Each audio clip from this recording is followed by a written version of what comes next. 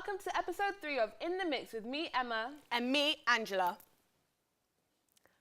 Coming up, we have today's show, Royal Wedding, on only 3 days away. I'll be putting Emma's knowledge to the test with a special royal quiz. We were given exclusive access to West Brom Academy to see how English football is helping develop our young players. We will be going live later to talk to our sports reporter. We will also be looking at the crazy world of online gaming gambling. This summer is full of film sequels. One of the main sequels is Incredibles 2. We want to hear from you, so we put a poll asking you guys if you think parents should bring their children to Incredibles 2 or if it's just for young adults. To have your say, simply go to our Twitter handle at InTheMixEP3. Tweet us and let us know what you think of the show. Later on in the show, I'm extremely excited about this. I'll be meeting Brum Radio host Danny DeRabico. And we will be joined on the stage by Birmingham's very own Dee Ajayi. I don't know about you, Emma, but I'm excited for what we have coming up. Honestly, I think it's going to be a great show.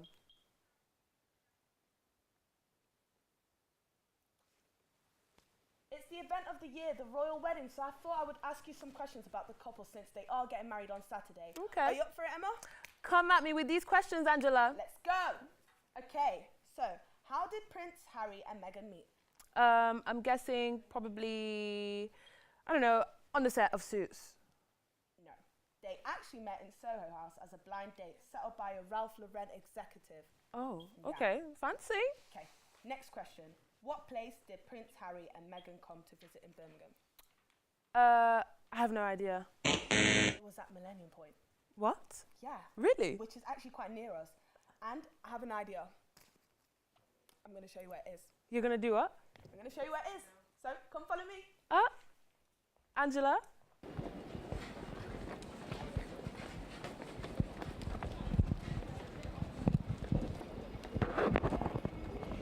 I've just come outside Parkside Building, outside the studio, and we are now at Millennium Point. And this is where our Prince Harry and Princess-to-be Meghan Markle walked right into. They started by arriving where just more than a decade ago, Her Majesty the Queen came to open the Curzon building. There was a lot of speculation of where the royal couple were going to arrive. As they came, they were greeted by Birmingham's mayor. There were rows and rows of people aged 4 to 80, and right at the front there were school children and press.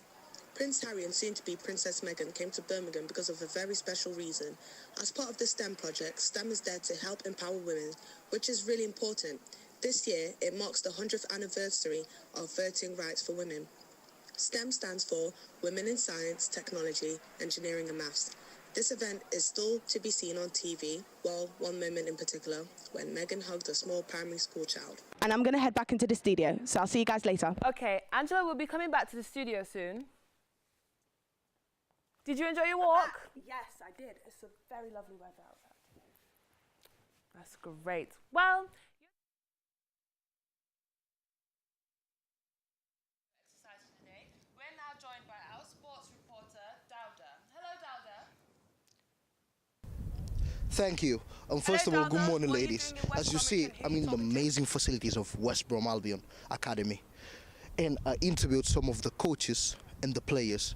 One of them is Lawrence, who explained to me, you know, the goals and the responsibilities that the guys have. Also, as you see, they're training so hard to one day make it to the top. Back to you, ladies. Earlier on, Dowda talked to the coach.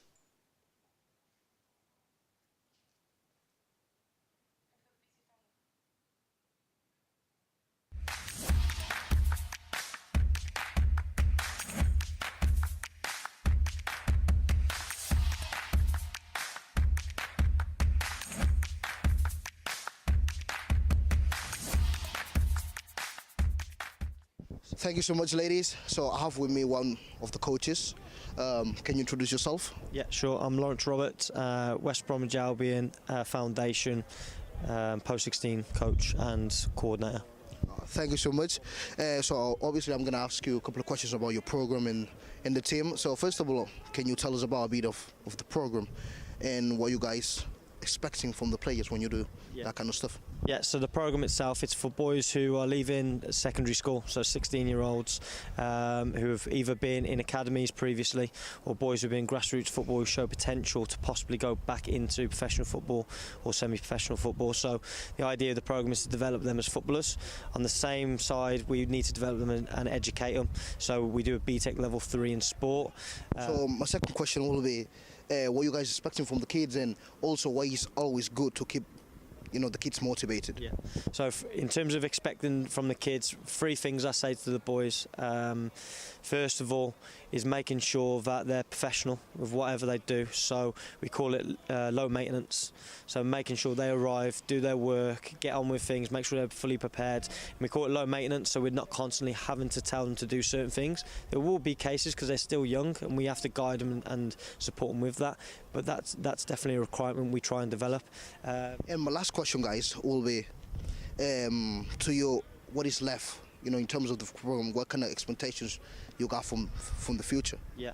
So the program itself, it's evolving all the way from start to finish, and for next year it's always evolving. So we want to try and make sure the experience is excellent for the boys. So we've going to try and make sure that they have exit routes, so university exit routes, whether that's in Britain, whether that's in America, exit routes at semi-professional football clubs, and also work. So a lot of boys now are doing community work for the foundation, so we want to make sure, if they can't go and be a footballer and they don't want to go to university, can they go and make it as a coach with ourselves? And that's the future for us. Is now this program's coming from first year into second year, where the boys going to go, and we want to make sure they're on the right path into a career, and as I said, I'm motivated to do that for them. So Well, I just have to say good luck. Thank you for your time, and first of all, thank you for coming with us. Guys, we'll hear from one of the coaches. Back to you.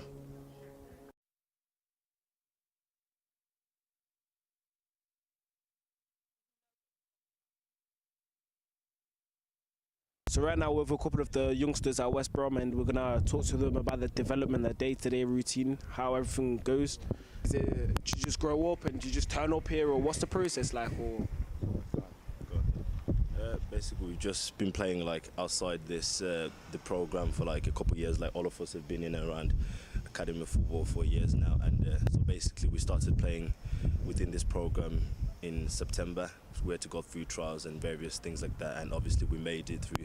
It's a 24-man squad, and we've been playing together. This is our first season together now. have you boys got any messages for any younger viewers? Obviously trying to get into your position. Obviously you lot are always thinking we need to get higher up, but what about the ones that are trying to get into the positions that you lot are in right now? Just stay focused on what you have to do. Obviously there's a lot of distractions within society, but all you have to do, just remain focused and just keep pushing. Your chance will come, and hopefully you grab your opportunities. All right, thank you. That's all the questions with the youngsters here at West Brom. Back to you guys in the studio. Thank you, Dowda and Geraldo at West Bromwich Training Ground. Incredibles 2 is a highly anticipated sequel. Let's talk more. Earlier on, we asked you to answer our poll on Incredibles 2. We asked you if children should be allowed in the theatres for Incredibles 2, or if it should just be for us young adults. Well, we were the only ones who were young when the film first came out, so here are the results.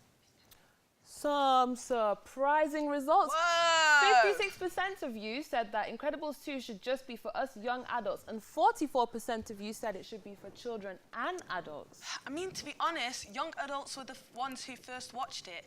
All you hear is crying babies and kids, so... And you hate crying babies. I hate them. I hate them. Wow, interesting. Okay, so thanks to everyone who did the poll. Tweet us at InTheMix EP3 to let us know what you think of the show.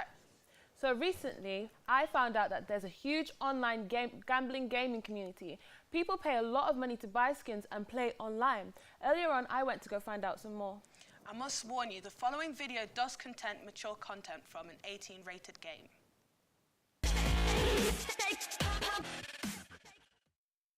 The craze for gaming has multiplied recently along with the need for skins by gamers. This has created many skin gambling websites that you can win or lose obscene amounts of money on. For example, in the time it takes you to watch this clip, this user just lost $238. I sat down with US Law to find out his views on the topic. So for those who don't know anything about loot boxes, special skins, can you give us a brief overview of what they are? Things to make your game prettier, basically. Okay. That you pay money for to open in a variety of different ways. It's like... And what's the price ranges for the amount of money that you can pay? Normally it's like £2 to open a box, and in that box you could get from anything between 3p or a couple of grand. And what is the most that you've ever paid for anything? I've paid £150 for a knife in CSGO. At one go? Yeah.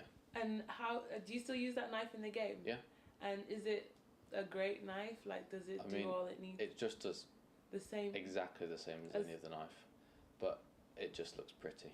If it's your child playing these games, don't let them have access to your bank account and make sure you're sensible with your money. We found a creator of one of these websites to hear what he had to say. I stopped a couple of months ago after losing about 11 grand. I had made a site, fully designed, functional, recently just about to start promoting it, but then Valve ended CSGO skin gambling. I doubt they'll revert it, but it's possible. All these sites are moving to PUBG skins, of course. However, it's not the same and will never be the same as the CSGO skin market. Okay, so now I'm about to learn how to play CSGO, and I'm going to see how it operates, how it runs, and why people play it so much. And honestly, I don't play games at all, so I'm going to be a little bit shaky, but I reckon I can get into it. So let's get into the game. There's so much to see in this one game, my eyes.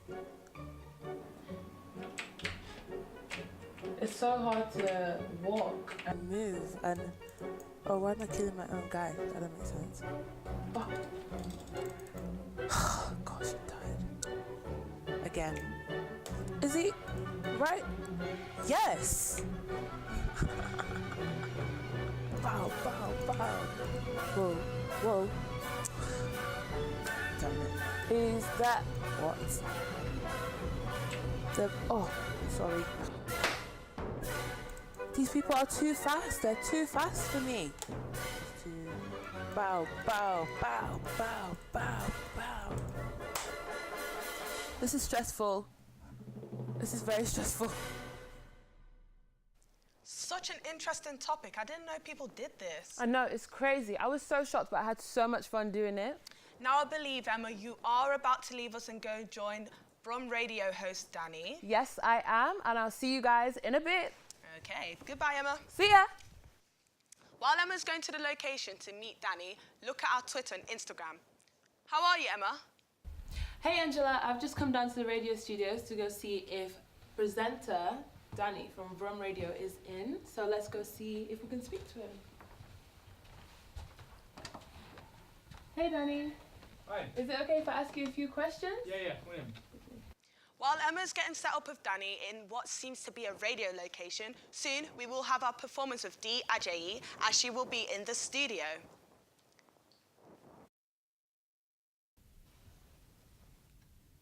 I would probably say inspiring artists or inspiring people. Not long ago I did an interview with Shemi Olcott, who is a Olympic skiing champion. She presents on BBC. We landed an interview with her. And speaking to her was phenomenal. Not only was she a great presenter, but she was also a lovely person. She's done a lot, she's accomplished a lot. And also, I think she runs a charity, as most Olympians do. They kind of have to have something afterwards to kind of keep it going. She runs a charity which is about inspiring young kids, inspiring females to get into sports, which is something that just isn't enough of. So that was really inspiring that she was doing that. Thank you so much for talking with us today, Danny. We hope to see you soon on In The Mix, and say bye to the people in the studio. Goodbye. Bye. Emma, for that lovely interview. While Emma's walking back to the studio, please follow In The Mix EP3. Oh, that was such a long walk back. So, that's it from us, everyone. We hope you enjoyed the show.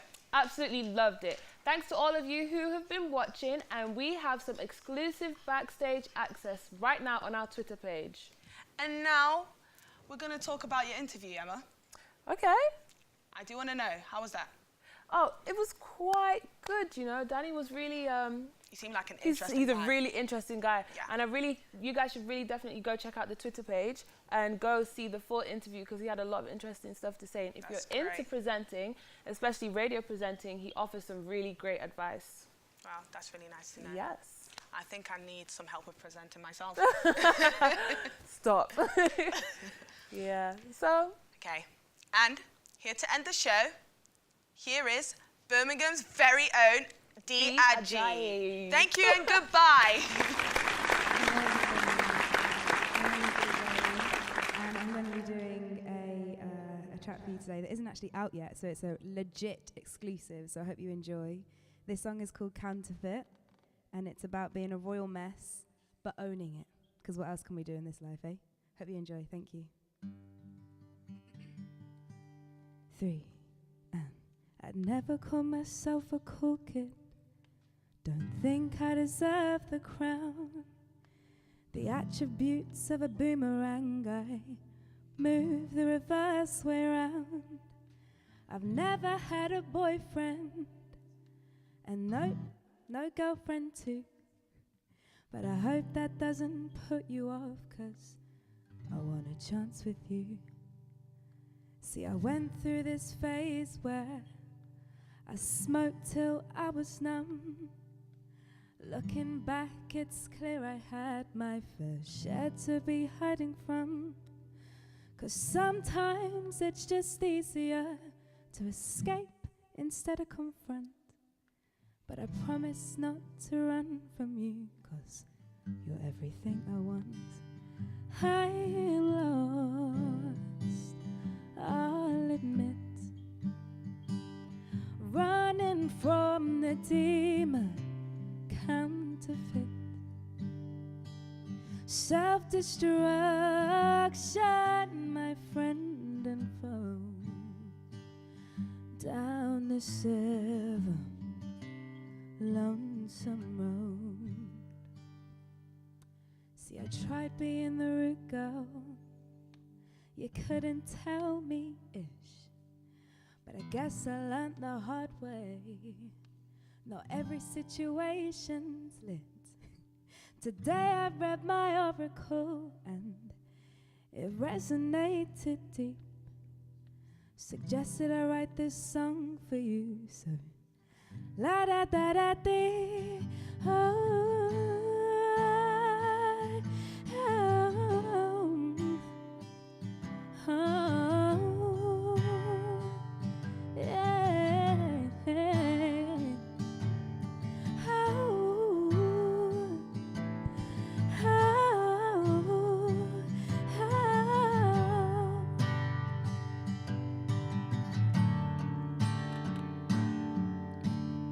Guess I'm still a rebel. I tend to break the rules. They say, D, can't you just be normal? I tried and I refuse, but I guess I'm always growing. I'll be grown on up someday, and all those silly little mistakes will pave my future way. I am lost, I'll admit, but I'll never be counterfeit. Self-destruction, my friend and foe, down this ever lonesome road, down this ever lonesome road, down this ever lonesome